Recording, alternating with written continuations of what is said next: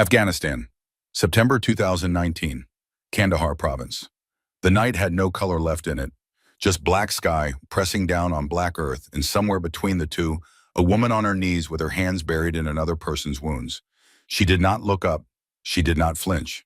Her right hand found the cat tourniquet before her eyes had fully adjusted to the dark muscle memory, older than her time in uniform, older almost than her own conscious understanding of why she did what she did. She cranked it down with the practiced efficiency of someone who had learned long ago that hesitation was its own form of cruelty.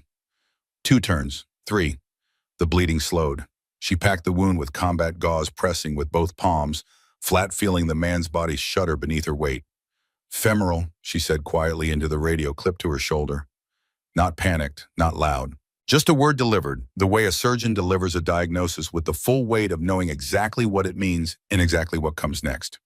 90 seconds if we don't move. I need that vehicle on the south side now. The man beneath her said something she did not catch. She was already counting. Stay with me, she told him. Somewhere to her right on the elevated ground she had been watching for 4 minutes.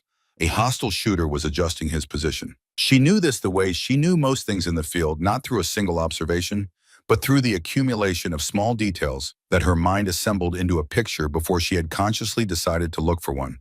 The angle of movement against the ridge, the pause before repositioning, the particular stillness that preceded a deliberate shot. 900 meters, variable crosswind from the northwest. The shooter behind partial cover on the berm's northern face, partially masked upper thorax and head available. These were the facts as she understood them. She held them in her mind alongside the tourniquet and the bleeding and the man on the ground, all of it running simultaneously the way her father had trained her to carry multiple channels of attention without losing any of them. She finished the tourniquet. She assessed the wound pack. She made a decision. She did what needed to be done. Afterwards, she returned her hands to the casualty and did not speak about what had happened on the ridge, and the night continued, and the vehicle came, and the man lived. Steady hands. Her father's words buried so deep in her that they no longer sounded like words at all. Just a fact the body knew before the mind was consulted. Those hands, small, precise, belonging to a woman who stood 5 feet 4 inches and weighed 121 pounds, had saved 52 lives by the time she was 25 years old. 52 people who went home to their families, who ate breakfast the next morning, who called their mothers on Sunday afternoons without knowing the name of the person responsible for the fact that they were still alive to do it. Not one of those 52 people knew the other thing those hands could do. Not yet. 5 years later, she was updating a patient chart at a VA clinic in Jacksonville, North Carolina, when a man she had never met walked through the door and said her name like he had been rehearsing it for a long time. He had. Jacksonville, North Carolina exists in the long shadow of Camp Lejeune, which gives it the particular personality of towns that have built their identity around something larger than themselves. The streets carry the weight of every deployment that has passed through every homecoming, every uniform that walked into a diner on a Tuesday morning, either celebrating something or trying to forget it. The VA clinic on Western Boulevard was a modest building, functional rather than welcoming, with fluorescent lights that hummed at a frequency slightly too high, and chairs in the waiting room that had been selected by someone who had never spent more than 10 minutes sitting in one. Sloan Calloway had been working there for 7 months. She arrived each morning at 07:45, 15 minutes before her shift, because her father had taught her that punctuality was not courtesy, it was respect for the work itself. She kept her station organized in a sequence she had developed over 6 years in the Navy and had never felt the need to explain to anyone.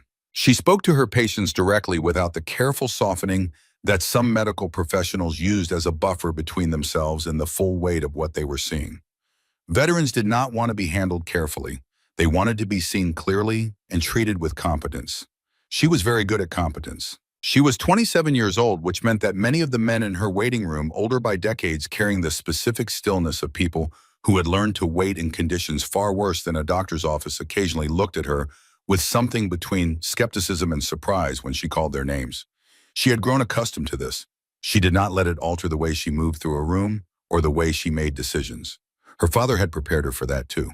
On a Tuesday morning in October, she was completing a chart at the front desk when the door opened. She did not look up immediately. It was not rudeness, just the natural rhythm of work, the brief interval between one task and the next. But in that half second before she raised her eyes, something in the room changed. A pressure shift. The subtle way a space changes when someone enters it who has spent decades training themselves to alter the atmosphere of any room they walk into. She looked up. The man in the doorway was 63 years old, and he carried his age the way certain men do, not as a surrender but as a form of accumulated proof. Just over 6 feet, silver hair cut short and precise, a face that had been designed or had become over time very difficult to read. He wore civilian clothes, but stood in civilian clothes the way a man stands when civilian clothes are a recent development in a life that was otherwise uniformed. His hands hung loose at his sides with the careful relaxation of someone who has learned that relaxed hands are harder to read than tense ones. There was a scar on his left forearm, partially visible below the jacket cuff. Long, old, properly treated, but permanent. His eyes moved across the room in a single sweep that did not look like a sweep to someone who had not been trained to recognize it. Then they found her. He stopped. A small, precise stillness. The way a compass needle settles when it locates north. "Calloway," he said, quietly. "HM2 Sloan Calloway." The sound of her rank attached to her volume in that voice with that certainty, it moved through her like cold water finding a crack in stone. She stood slowly. "I've been out 4 years," she said. "I'm not HM2 anything." "I know," he said. "I've been looking for you for 5." His name was Reed Hargrove, Commander, United States Navy, retired. Formerly commanding officer of SEAL Team 2, a position he had held for 6 years before stepping down at 60 with 2 Silver Stars and a Bronze Star with Valor. He had spent the subsequent years as a civilian advisor in the careful abbreviated role that men like him occupied when the structure that had defined their adult lives was no longer available to hold them in place close enough to the work to remain useful, far enough removed to be technically civilians. He sat across from her in the small consultation room off the main hallway and told her the truth without preamble. In September of 2019, a coalition advisory unit had been caught in a complex ambush outside Kandahar. He had been embedded in an advisory capacity, a polite description, as he acknowledged without self-consciousness, for the fact that men of his background did not stop having operational opinions simply because they were no longer drawing active duty pay. The ambush had lasted 22 minutes. In its final phase, a hostile shooter on elevated ground had acquired a firing solution on his position. He was alive. She was the reason.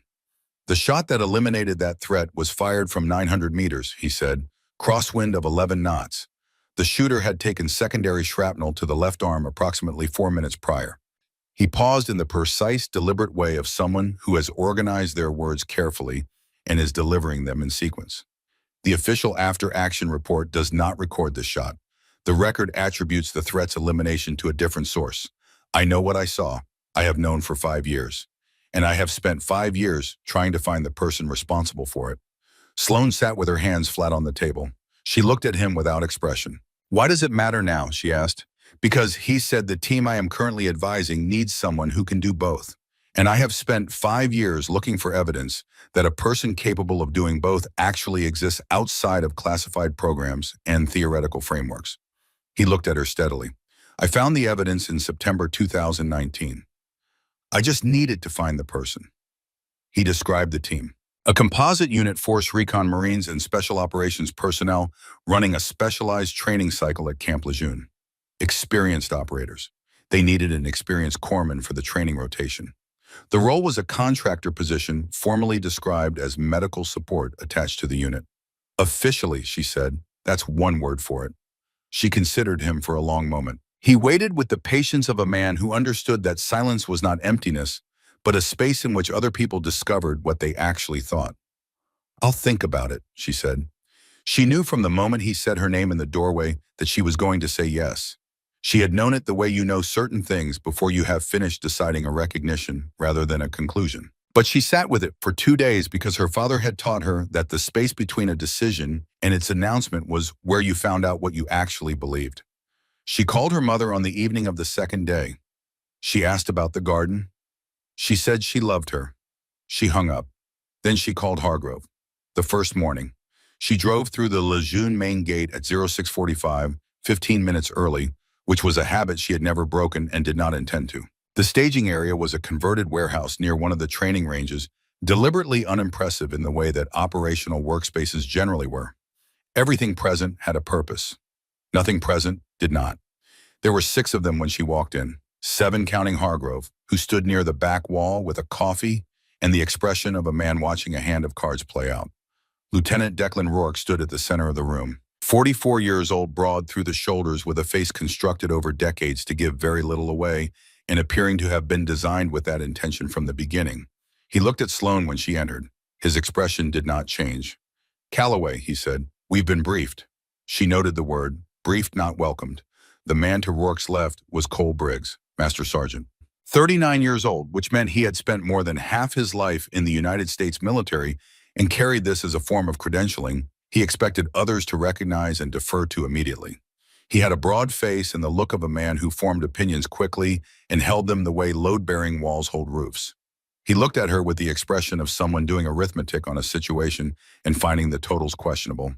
HM2, he said, not hostile. The way a man says the word interesting about something he does not find interesting at all. "It's just Calloway," she said. "I'm out of the Navy." "Contractor. That's one word for it." Something shifted fractionally in his face, not quite reaching his eyes. The others introduced themselves with the economy of men who did not treat introduction as a social event. Corporal Kowalski, 24, eager in the way of someone who had not yet learned to distinguish between pushing through discomfort and ignoring warning signals, the body was issuing in good faith. PFC Hale, 21, standing very straight, watching everything, saying almost nothing in the careful way of the young, who are wise enough to know they are still learning the room. The last was Chief Petty Officer Weston, 51 years old, standing slightly apart from the others, watching Sloane enter, with the quiet attentiveness of someone who made a practice of watching things for longer than most people thought necessary. Dark eyes calm, that was not the same as passivity, the stillness of deep water which is not still beneath but shows nothing on the surface. He said nothing when she walked in, just watched. She noted this. Rourke laid out the training rotation with the precision of a man who had briefed complex operations and found medical protocols simple by comparison. Sloane's role was medical support, trauma response readiness, casualty care consultation during live fire exercises. The work was real. The conditions would be as close to operational as training allowed. Briggs waited until Rourke stepped away before turning to her with the pleasantness of a man who had learned to deliver skepticism without technically saying anything objectionable. "You know the job?" he asked. 6 years, she said. MARSOC Advisory Element, 18 months. Marine Expeditionary Unit, 2 rotations. Combat deployment. Yes. And I did my job. He nodded in the way of a man who has decided to wait for evidence before changing his position. Not generous, but honest. Hargrove watched all of this from the back wall, said nothing, and drank his coffee with the expression of a man reading a book he had read before who already knows where the good parts are. By the 4th hour of the first day, Sloane had already begun to read them. This was not something she would have claimed out loud. It was simply what she did, a continuous low-level process of observation that operated beneath everything else, cataloging information, the way a well-maintained instrument records data, whether or not anyone is monitoring the readout. She had learned it from her father, who had taught her to see a room the way a good hunter sees a field, not as a single image, but as a collection of details that assembled, told a story the surface did not show. The detail she caught first was Kowalski. He was 24 and carrying himself with the energy of someone who had not yet learned the difference between pushing through discomfort and pushing past the point where the body begins issuing warnings rather than complaints. He was not flagging visibly. He was performing function adequately. But she had watched him long enough to catch what was not visible to someone not specifically looking: the fractionally delayed reach for his water bottle, the subtle adjustment in how he held his jaw when shifting weight, the sheen of perspiration across his forehead, disproportionate to what the morning had required. She watched for another 40 minutes. Then she was certain. She crossed the room during a briefing break and sat beside him without announcement. "How long since your last full liter?" she asked. He blinked. "I've been hydrating throughout." "What time this morning?" He didn't answer immediately, which was its own answer. She assessed him, pulse-elevated lip color, slightly off skin, turgor delayed. 3 questions in rapid succession, 3 answers that confirmed what she had already concluded. Heat exhaustion, early onset unambiguous. In 2 to 4 more hours under afternoon conditions, it would have progressed to something with a different name and a worse prognosis. She told Rourke without drama. 45 seconds. The facts, the assessment, what needed to happen. Then she stopped. "Get him sorted," Rourke said. Briggs had heard everything. He watched her walk Kowalski toward the medical bay with the expression of a man who has decided the verdict is not yet in, but acknowledges the proceedings have begun. Weston said nothing. He watched the door through which she had exited, his dark eyes carrying the quiet attention of someone filing something away for future reference. She had been on the team less than one full day. The afternoon session ended at 1700. The range was closing around her October light, pulling itself back behind the tree line with the slow indifference of the season. She sat on a low concrete barrier near the equipment tables, completing her daily notes with the discipline of someone who had been taught that work was not finished until the documentation was done. The table to her right held the day's sniper equipment. Most of it had been cased and cataloged, but someone had left an M24 on the table's far end, not packed, not covered, just resting there in the quiet way that rifles rest when they have been set down and not yet retrieved. She did not look at it directly. Not at first. She finished the last line of her notes, clicked her pen, and then in the space between one thought and the next, she became aware of the rifle the way you become aware of something that has always been present in a room and has only just entered your field of attention. Her right hand moved, not a decision, a motion that preceded the decision, the way a reflex precedes the awareness of being touched. Her fingers were 3 inches from the stock when she stopped. Just stopped. She sat with her hands suspended in the cooling air. 3 inches. The gap between what she had been and what she had spent 4 years deciding not to be.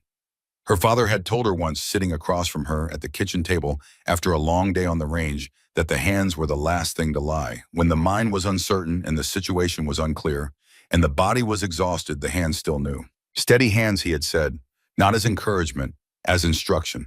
The hands know, trust them. They will tell you the truth about yourself when nothing else will. She had been 12 years old. She had understood it as a lesson about marksmanship.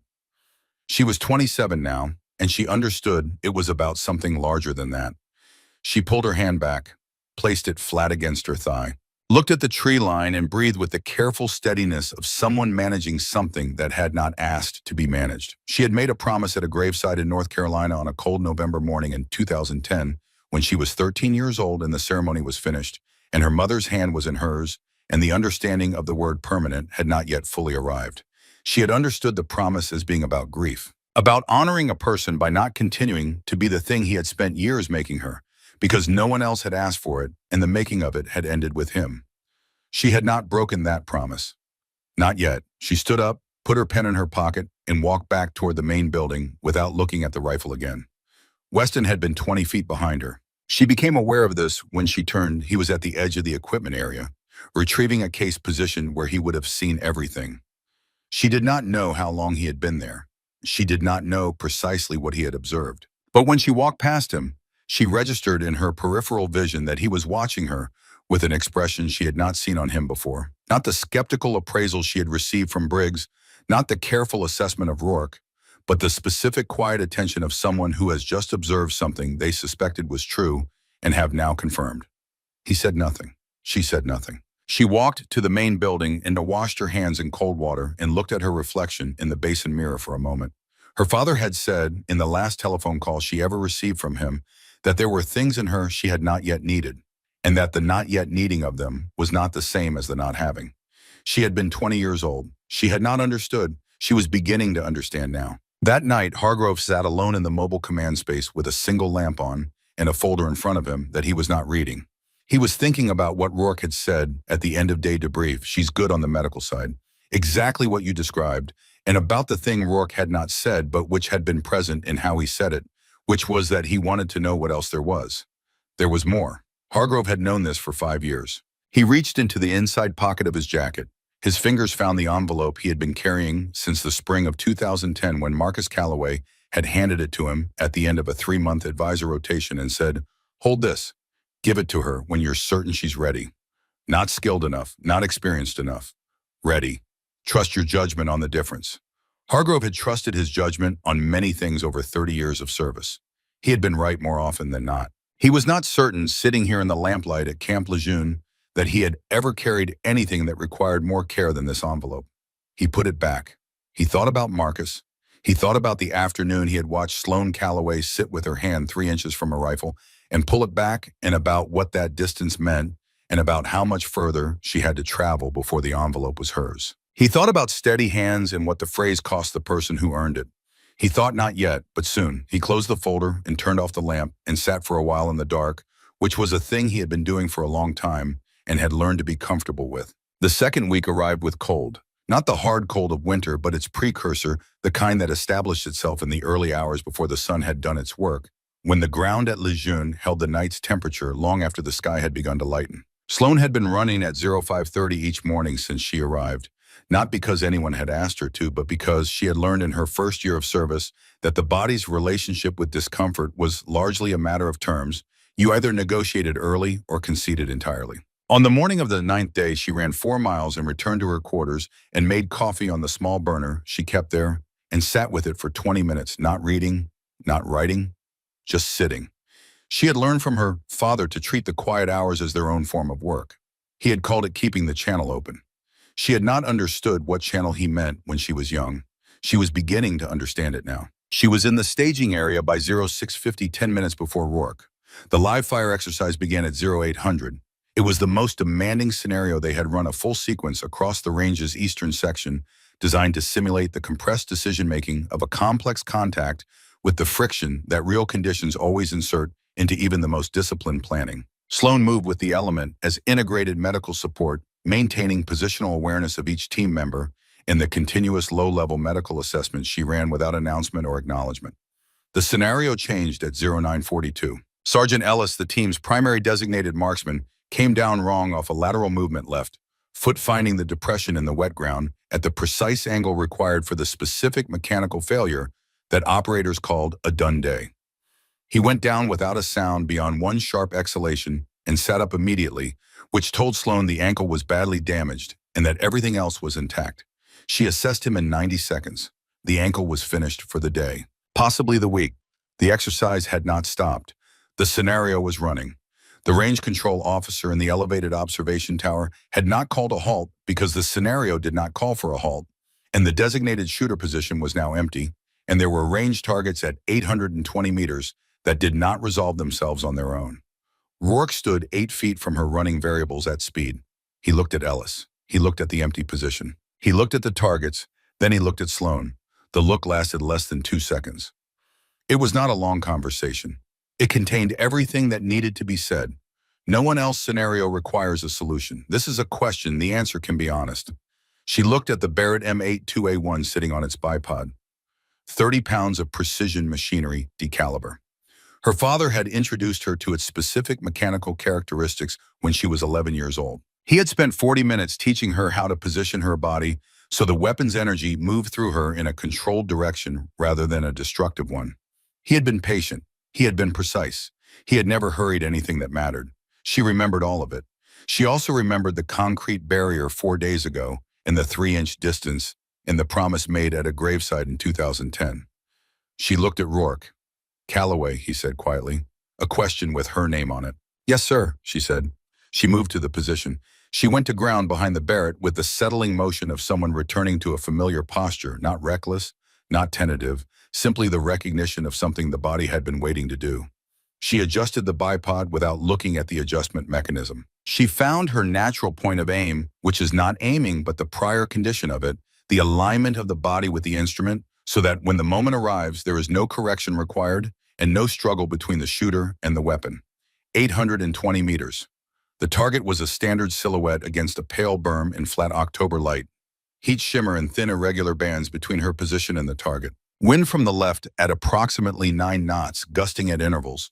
The more difficult condition because a steady wind you corrected for once and held, and a variable wind required you to find the pattern inside the irregularity and fire inside the pause.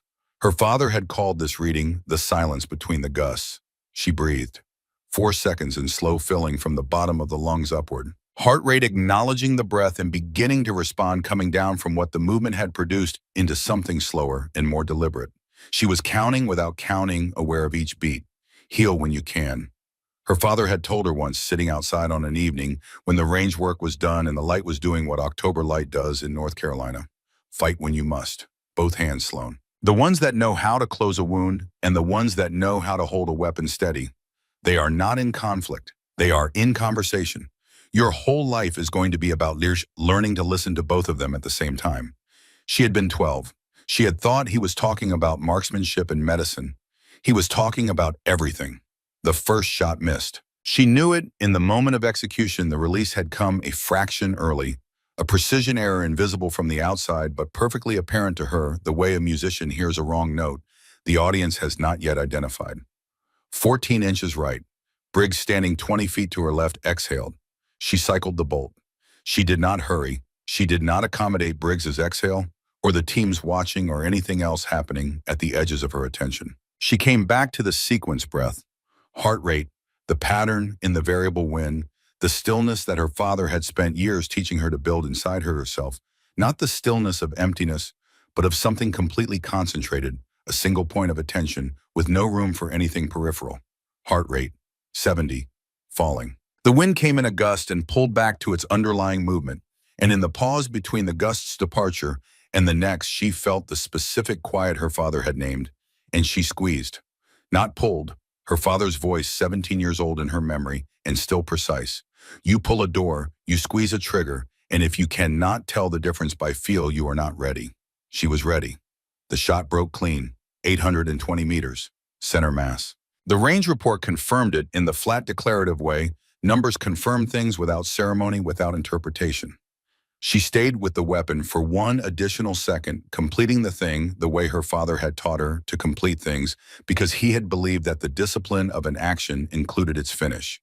Then she lifted her head, rolled back, stood. Rourke looked at her with the expression of a man whose working model of a situation has just been required to incorporate information it did not adequately account for. The team was quiet.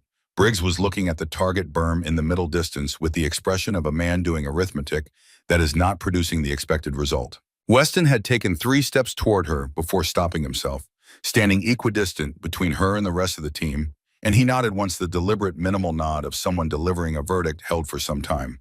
Kowalski said something under his breath she did not catch. Hale said nothing. He was staring at her with the uncomplicated transparency of the very young, the unguarded expression of someone who has just seen a thing they have no existing frame for and are not yet experienced enough to conceal their response. Rourke said, "Where did you learn to do that?" She picked up her kit from the ground beside her. She looked at him with the steady, undemonstrative expression she had developed over years of operating in rooms full of people, waiting to see if she would make a claim she couldn't back up. "My father," she said. She did not explain further. Steady hands, she thought, and walked back to her position. That evening, Rourke found Hargrove and sat down across from him without knocking, because the door was open and because Rourke was not a man who treated formality as a substitute for directness. "I need her complete file," he said. "You have her file." "I have the standard record. I want what's behind it." Hargrove looked at him for a moment. He picked up his phone, made a call of 40 seconds, said 2 words, put it down. "Tomorrow morning," he said. Rourke was quiet for a moment. "She shot 820 today," he said. "Variable crosswind, first round off by 14 inches, second round center mass, left service with no documented range time in her separation records." He paused. "She has done this many times. The record doesn't show it." "The record," Hargrove said, "shows what was put into it." Rourke heard this with the stillness of a man who understood that in his world, the 2 things were not always identical.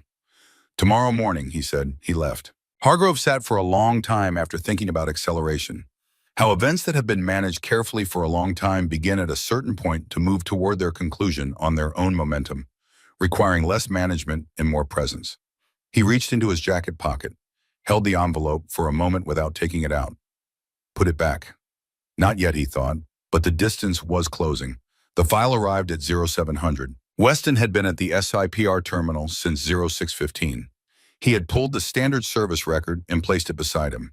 Then he had gone looking for what was not in it. It took him 31 minutes. The after-action report from the Kandahar advisory mission in September 2019 was thorough in most of its details.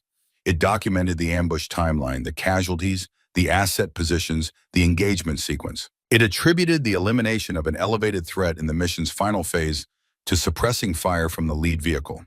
The lead vehicle, by the report's own implicit geometry, had been immobilized at that time, with its crew managing 2 casualties inside it.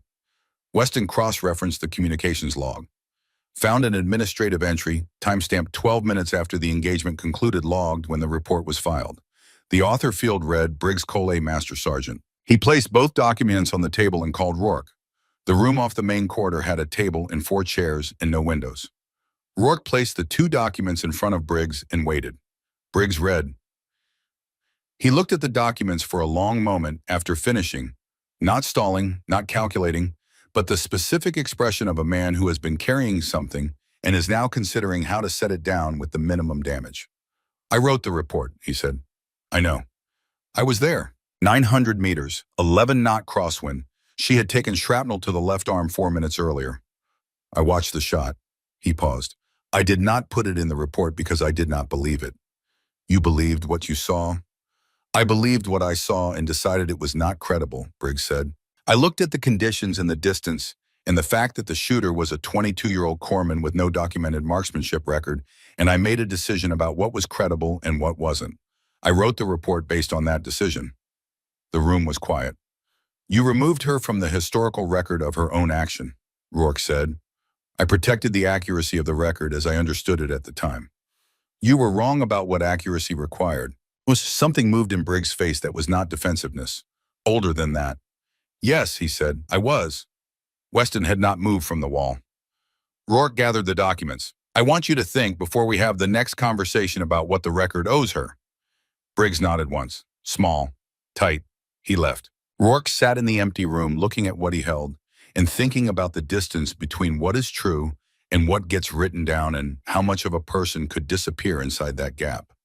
Sloane found out the way she found out most things, not through disclosure, through observation.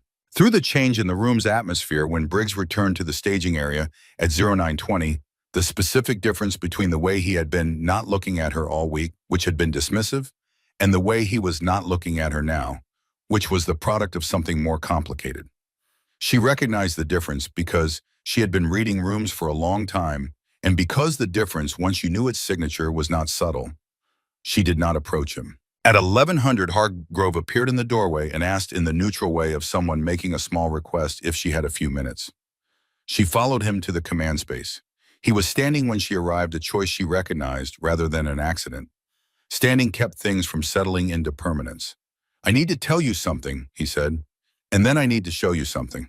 She sat, folded her hands on the table, looked at him with the composed attention of someone who has learned that the best response to incoming important information is stillness. He told her about the report first, what Weston had found, what Briggs had done, and why. She listened without interrupting. The record will be corrected, Hargrove said. Rourke is handling it. Is that what you needed to tell me? No, that's the context. He opened the folder. Inside was a document she had never seen, her father's service file. Not the official summary she had received after his death, but a different version entirely with a classification marking at the top that had not been available through standard channels.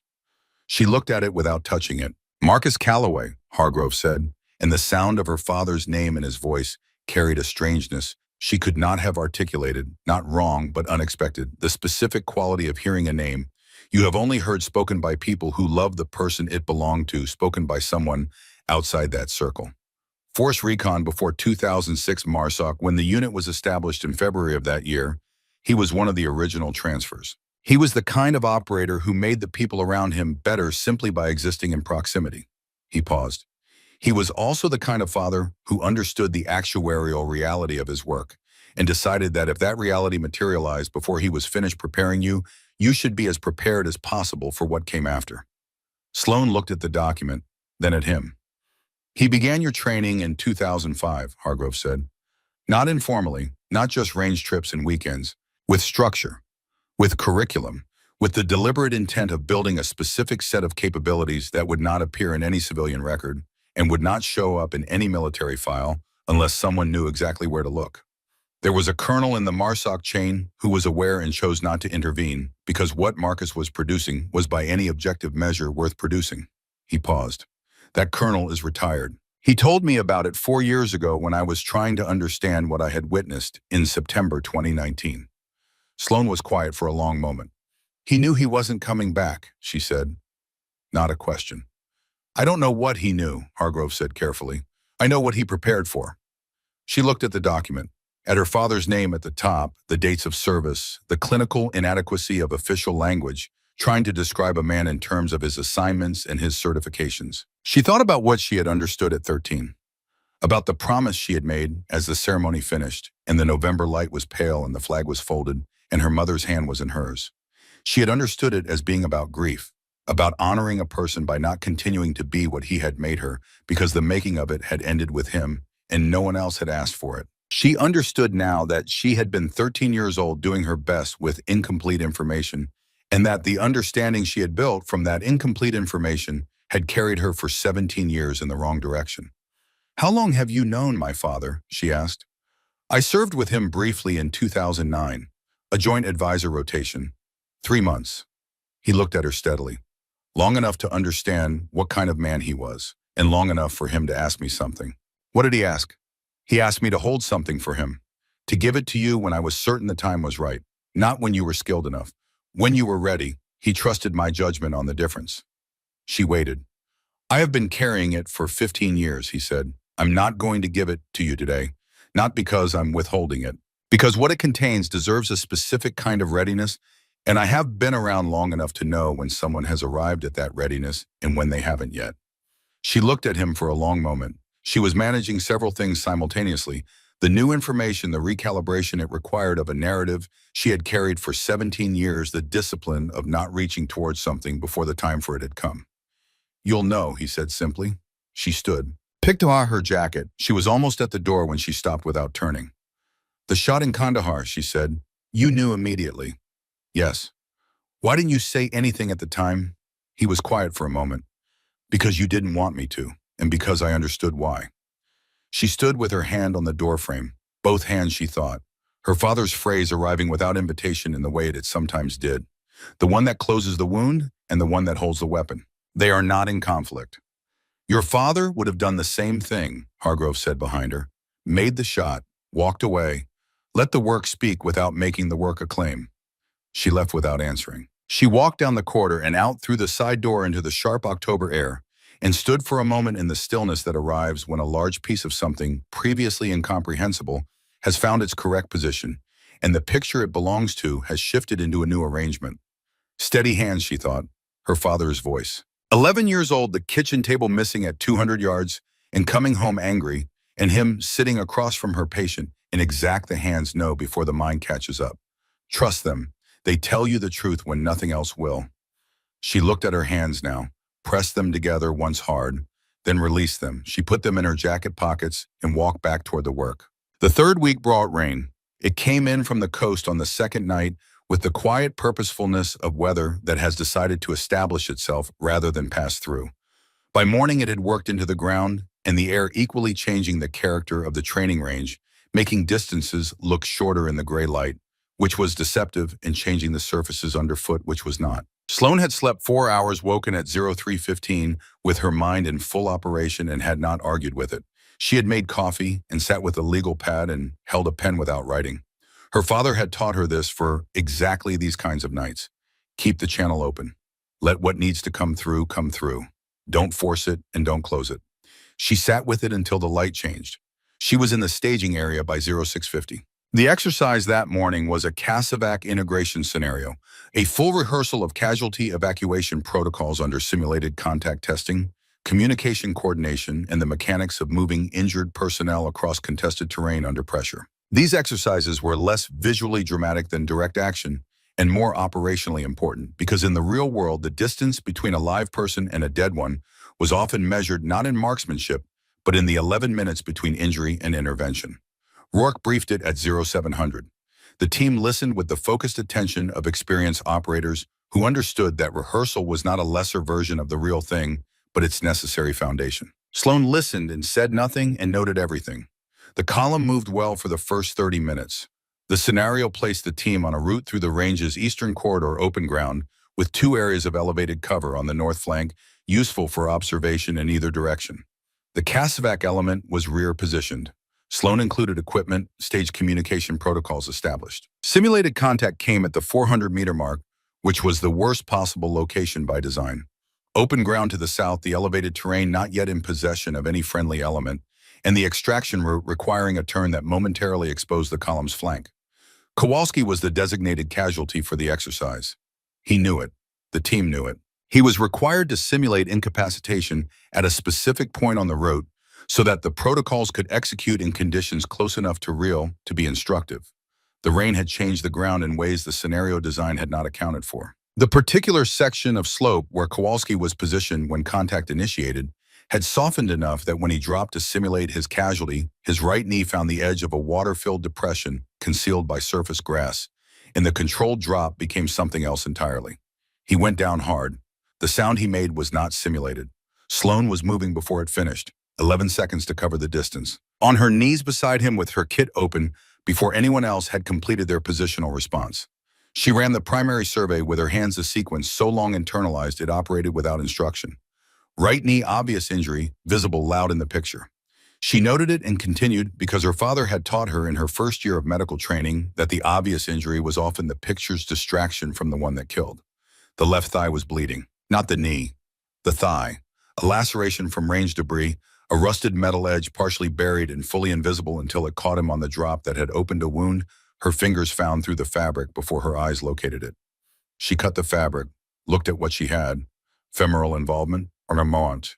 Not arterial, the color and rate were wrong for arterial, which was the first and most critical piece of information. The femoral vein, serious. Not immediately fatal the way the artery was, but with its own schedule unresponsive to delay. Cat, she said. Hale put it in her hand in 3 seconds. She registered this as something to remember. Right now, she only registered it as information relevant to the next 30 seconds. She placed the tourniquet high on the thigh above the wound site and cinched it with the efficiency of hands that did not require conscious direction. She packed the wound with hemostatic gauze, pressing with both palms, monitoring the bleeding response, counting elapsed time in the back of her mind the way a musician counts rhythm, constant, unbroken, informing everything else. 2 minutes and 40 seconds since the drop. She looked up to assess the extraction route in the team's positions. The hostile appeared on the north flank. Peripheral vision caught him first elevated position on the north slope weapon, oriented toward the cluster of personnel around the casualty. The predictable targeting priority. The most dangerous one. She acquired him before anyone else. And then before she could complete the assessment of what came next, the round came. Not aimed at her specifically. A ranging shot or a hasty one or the miscalculation of a shooter on elevated ground misjudging the wind, she would never know which. What she knew was the sensation arriving before the sound, a white-hot line across the outer edge of her left shoulder, lateral deltoid, the specific burning clarity of a graze wound that the body identifies before the mind has finished processing what produced it. She did not look at it. She looked at the Barrett M82A1 in the equipment, staging positions 6 steps to her left. Shrapnel from the round's impact on the concrete equipment block 2 feet away. Not arterial. Bleeding but manageable. She had 4 minutes before the wound became a conversation she needed to have, and approximately 20 seconds before the hostile on the ridge settled into his final firing position. She looked at Weston. He had already moved, dark eyes, everything understood, no words necessary. She guided his hands to the wound pack on Kowalski's thigh, both of hers placing them with the precision of someone positioning tools. She communicated through pressure what language would take too long to convey. Exactly this hard, she said. Do not change the angle. Do not let up. He nodded once. She stood. The shoulder burned with the clean, specific burn of a wound that was real and present and did not intend to be ignored. She noted it the way her father had taught her to note pain as information, not interruption. She covered the 6 steps to the Barrett and went to ground behind the weapon. Found the scope. 1,100 meters. Overcast sky, coastal crosswind, 12 knots northwest, gusting to 15. Irregular pattern, the harder condition. Available target area reduced by the berm upper thorax and head only. The left shoulder was wrong. Not just the wound, though the wound was real and present and making itself known clearly. The shrapnel had introduced instability through the entire left arm, a propagating compromise she could feel in the way the weapon sat against her. Slightly off the natural alignment, slightly off the geometry that produced clean results. Her father had never allowed her to practice in clean conditions once she had the fundamentals. Not after the first year. He had put rocks under the bipod. He had made her shoot in crosswinds on days when the range was empty. He had stood beside her and pressed down on her left shoulder with his hand and said, now, adjust. The weapon doesn't know you're hurt. You have to tell it. Both hands, Sloane. Give it what you have, not what you wish you had. She told it now. She shifted her weight, found a new natural point of aim that worked with what the left arm could still contribute instead of against what it had lost. It was not her best position. It was the position available to her, and she had been trained for exactly this, not the ideal scenario, but the actual one. Heal when you can. Her father had said that October evening when the light was doing what it does in October, and she had been 12 and listening to everything. Fight when you must. Steady hands will tell you which is needed. Both hands together will do the rest. This was the second thing. She breathed.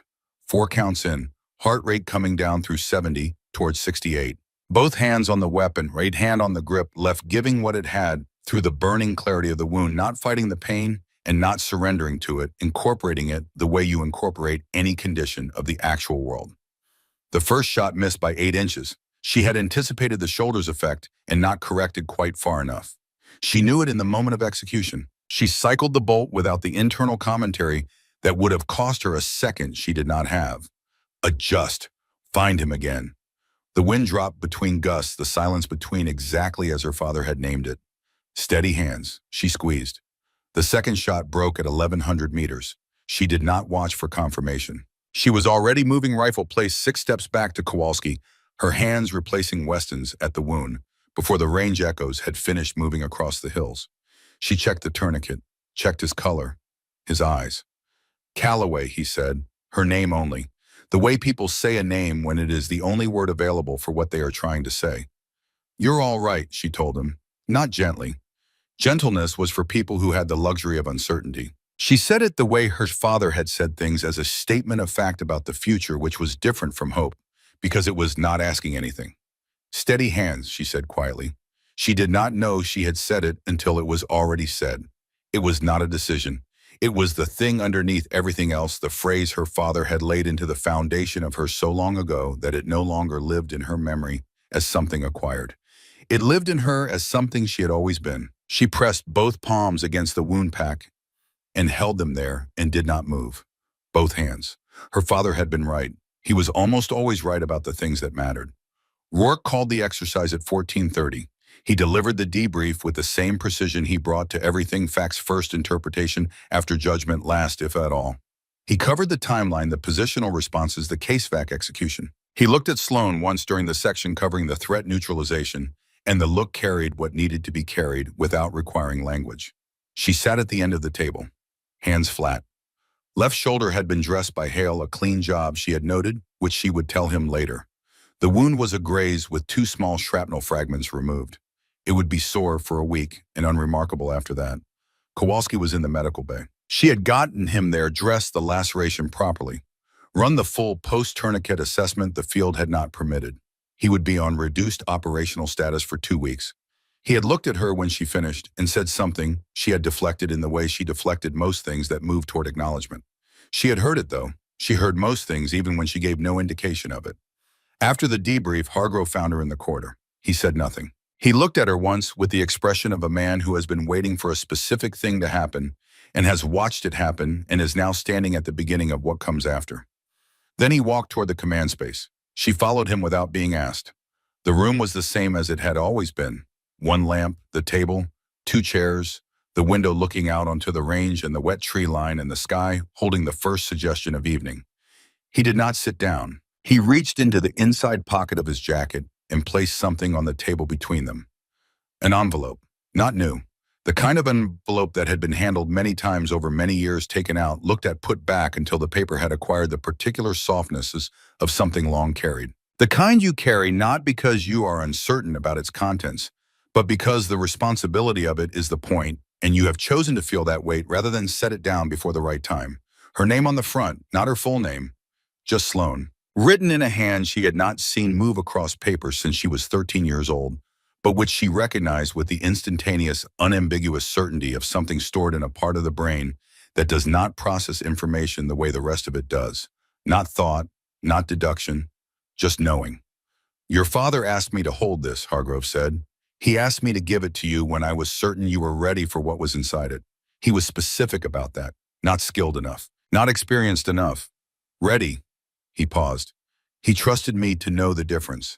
I have been wrong about timing before. I am not wrong now. He moved toward the door, stopped with his hand on the frame. He served with me for 3 months in 2009, he said, long enough for me to understand that he was one of the finest men I encountered in 30 years of service, and long enough for him to understand that I would keep my word. He looked at her. I kept it. He left. She stood in the room alone. She picked up the envelope. The paper was warm from his jacket, an unexpected thing, and she stood with it for a moment, feeling the warmth before she sat down and placed it in the lamplight in front of her. Her father had been 37 when he wrote this. She was 27 now. 10 years younger than he had been. Sitting wherever he had sat, she would never know where, writing her name on an envelope he knew he might not be present to deliver. She opened it carefully. The seal released after a moment's resistance, which felt like something she did not try to name. One page. His handwriting compact, precise, the handwriting of a man who treated written words as tools. She read it once without stopping. Then she sat with it in her hands and looked at the wall and let the room be quiet around her. Sloan. If Hargrove is giving you this, I'm gone, and some time has passed. He'll have found you when it was right. I trust his judgment on that more than I trust most things. I want to tell you 3 things. The first is that I knew what I was doing when I trained you. The whole time. Not because I wanted a soldier for a daughter or because I thought I could plan your life. I knew because I am your father and I watched you grow, and what I saw was a person who was going to need certain things available to her, and providing those things was my job. Everything I taught you was in service of that. Nothing else. The second thing is about the promise you made your mother. I know about it. Your mother told me, and I thought about talking to you, and I decided it didn't need breaking because you hadn't made the wrong promise. You made the right promise for the wrong reason. When the right reason comes, and it will come, you won't be breaking it. You'll be fulfilling it. There is a difference. You are smart enough to feel it when the moment arrives. The third thing is the most important. You were not born to choose between healing and protecting. You were born to do both. I knew this when you were old enough for me to see it clearly. Both hands, Sloan. The ones that close wounds and the ones that hold steady on the weapon. The world is going to ask you to choose. Don't. People who can do only one thing are common. People who can do both and understand when each is required are rare in a way that matters. Don't let anyone reduce you to a specialty. Don't let yourself do it either. That includes grief. Steady hands. Both of them. That's everything I taught you in 4 words. I love you more than these words. Come home safe. She sat with the letter for a long time. She did not cry. What she felt was not that particular thing. It was something older and quieter, the sensation of a door long closed opening into a room that turns out to be lit, which is not the same as relief but is its quieter, more durable cousin. She had been carrying the wrong understanding of his lesson for 17 years. Not dishonestly, she had been 13 and had done her best with what she had.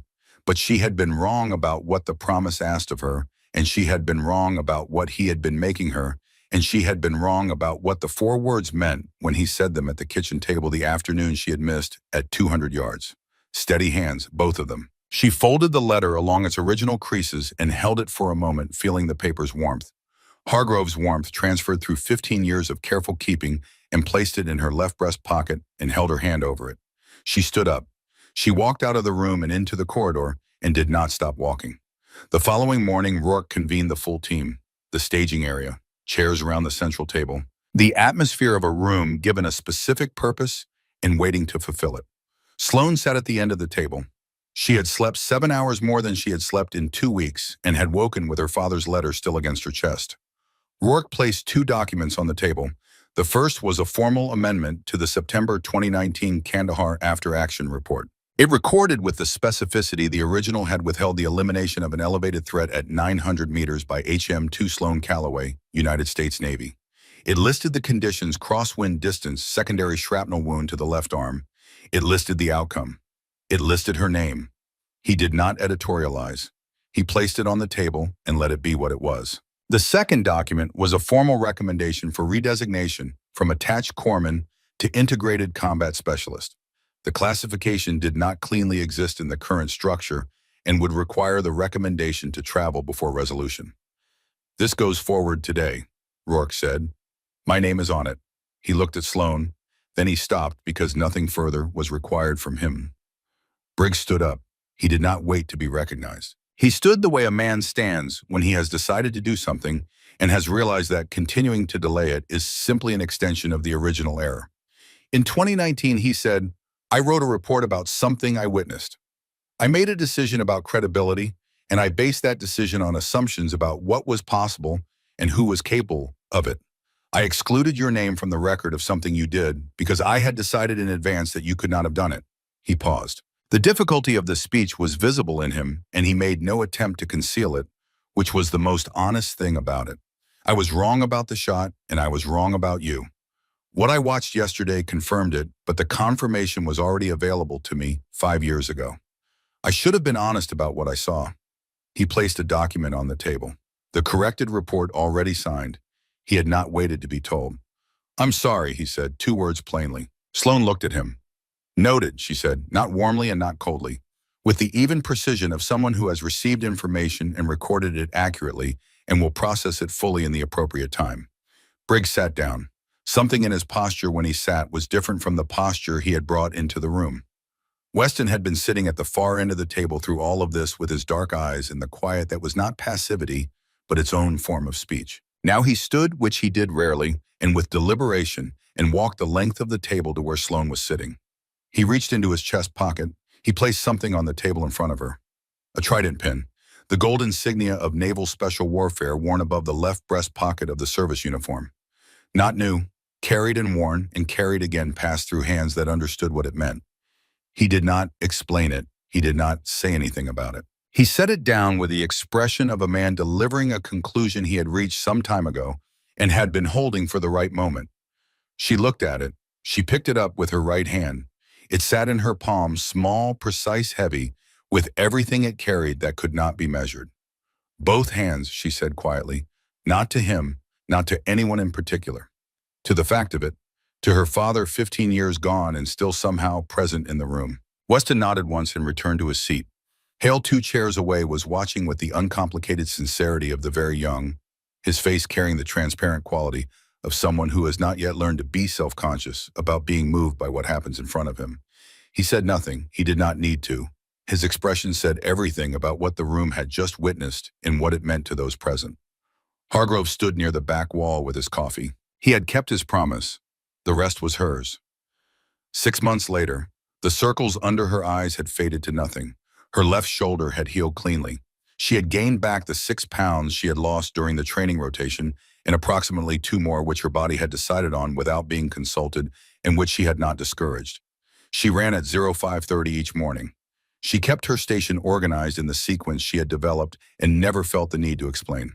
The room she stood in was not at Camp Lejeune. It was a purpose-built classroom in one of the instruction buildings newly designated and newly configured, at her request, 16 chairs in a semicircle, because she had found over 6 months that people learned better when they could see each other's faces during the work. On the whiteboard at the front in her handwriting, which was compact and precise, heal when you can, fight when you must, never choose. Below it, integrated combat medicine. Cycle 1, 16 students, all under 30, all with medical backgrounds, all sent by commands that had been persuaded by a formal recommendation that had traveled its chain and arrived at approval. The persuasion had not been easy or quick. It never was with things that mattered. Hale was in the front row. She had requested him specifically. He had been 21 when they first worked together, standing very straight, watching everything, saying very little in the careful way of the young who understand they are still learning the room. He was 22 now, which was not a large difference in years, and a substantial one in everything else. He sat with his notebook open and his pen ready, and the expression of someone who understood they were at the beginning of something large. She began the first session without ceremony. She talked about integration the way her father had talked about it, without ever using the word, as the natural consequence of understanding that the work was not divisible. That the person who could close a wound and the person who could eliminate the threat that caused it were not 2 people taking shifts, but 1 person with 2 complete sets of tools who understood when each was required and why the 2 were not in conflict but in conversation. She talked about the hands, what they knew, how to develop that knowing and maintain it. She talked about the relationship between the body's memory and the mind's instruction and how to align them so they moved in the same direction. She had said these words to herself for 6 months. In the early mornings before the runs, in the quiet hours, with the legal pad in the corridors of this building, when the day's work was done and she was walking back to her quarters with her father's letter in her breast pocket. Heal when you can. Fight when you must. Never choose. He had never said it in exactly those words. He had said it in drills and table talk, and the patient repetition of a man who understood that the deepest lessons were deposited over years and only revealed themselves in the crisis that required them. She was giving his lesson a name so that 16 people could carry it without spending 27 years learning it the way she had. That was what legacy meant. Not the shots, not the citations, not the documents with her name correctly restored. The wisdom that outlasted the moment that produced it. Both hands, she thought, and she taught for 90 minutes without stopping.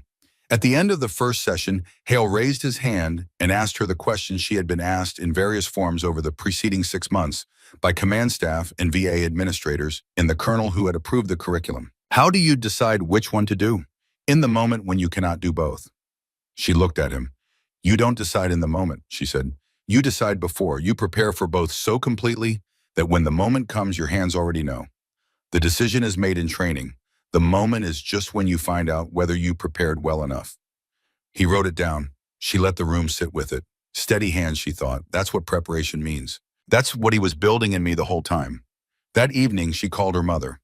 Not a planned call, the kind that happens when you have been carrying something toward a particular conversation for a long time, and the evening arrives when the carrying is done. Her mother answered on the third ring in her actual voice, not the careful phone voice, but the one Sloan had known before she knew anything else. They talked for a while about ordinary things. The garden, which had done well through September, a neighbor's dogs of indeterminate breed and considerable enthusiasm for any human being who came within range. The drive up the mountain her mother had taken the previous weekend, the leaves exactly right. Then Sloan said, Mom, I want to tell you something. Her mother waited. I've been carrying a rifle again, Sloan said, for 6 months now. It's part of the work I'm doing. I needed you to know. The silence on the other end was not the silence of surprise. It was the silence of a woman who recognized the phone call she was receiving. Your father called me, her mother said, a long time ago, when he came home from his first rotation. He called and told me he had done something in the field that he hadn't been certain he could do. I asked him how he felt about it. A pause. He said I did it for the right reason. And when the reason is right, the thing you did becomes part of the right thing, not separate from it.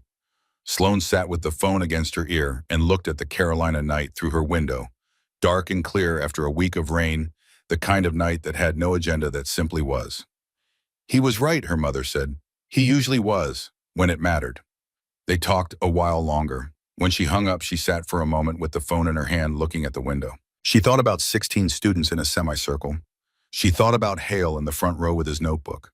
She thought about the trident pin in the small wooden box on her desk, which she had not yet decided what to do with, and which she did not feel any urgency about deciding. She thought about Hargrove, who had called 2 weeks ago, who sounded like a man who had set down something he had been carrying for a long time and was discovering what it felt like to walk without it. She thought about Weston, who had emailed her a single line last month.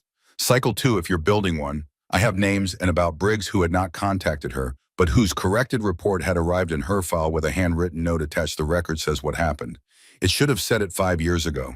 She thought about the VA's formal request received 2 weeks ago for her to consult on curriculum development for 3 additional states. She had not yet responded. She would respond tomorrow. She thought about her father sitting somewhere she would never know in the spring of 2010, writing her name on an envelope in the handwriting she had recognized before she had time to think about recognizing it. Steady hands, he had written. Both of them. That's everything I taught you in 4 words. She reached into her breast pocket and took out the letter. She did not read it. She held it the way you hold something that has been a long time arriving and deserves the acknowledgement of being held. She folded it along its creases and put it back. The last morning of October arrived clear and cold. The sky was the specific blue of the season, high cloudless, without sentiment. She was at her desk by 06:45, 15 minutes before anyone else, which was a habit she would carry the rest of her life, because some habits are not habits, but character. The briefing folder for her next assignment sat on the corner of her desk. She had read it twice yesterday and placed it there where it would be ready. She sat at the desk and looked out the window at the tree line at the edge of the base, where the first light was beginning its work on the leaves that had held on through the rain. She thought about the morning 7 weeks ago when she had driven through the main gate for the first time, and the road had been exactly as it was now. The same gate, the same trees, the same Carolina. October, and how different the woman who had driven through it then was from the woman sitting here now, and how the difference was not in what she could do, but in what she understood about what she had always been able to do. Her father had known what she was from the time she was old enough for him to see it. He had simply given her the time she needed to know it herself. She reached into her left breast pocket and took out the letter one more time. Not to read it, she had it now in a way that did not require reading, the way you have things that have moved from the pen into the deeper place where they live without needing to be looked at. She held it for a moment. Then she pressed her palm flat against it once and put it back. Both hands. Steady hands. Heal when you can. Fight when you must. Never choose. She placed her hands flat on the desk in front of her right and left and looked at them in the morning light. The right one. The one that had moved toward the M24 on a rainy afternoon 7 weeks ago and had not stopped the second time because the second time was not the same question, and she had known it, and the knowing had come not from her mind, but from the hands themselves, which had always known the truth about her and had been waiting with the patience of things that do not require permission for her to stop arguing with them. She picked up her pen. The folder was on the corner of the desk. 0800 was coming. The classroom down the hall would be full by 0730. Hale would be early because she had told him once what punctuality meant, and he was the kind of person who heard things said once and did not need them repeated. She opened the folder. The briefing was clean and specific and asked exactly the kind of thing she had been built to answer. She thought of her father. She thought of both hands and everything they knew and everything they had been given the time to learn and everything she was now responsible for passing on to the 16 people in that semicircle who were waiting for someone to show them that the choice had never been real. Steady hands, she said to herself. Not for the last time. Not even close to the last time. Then she began.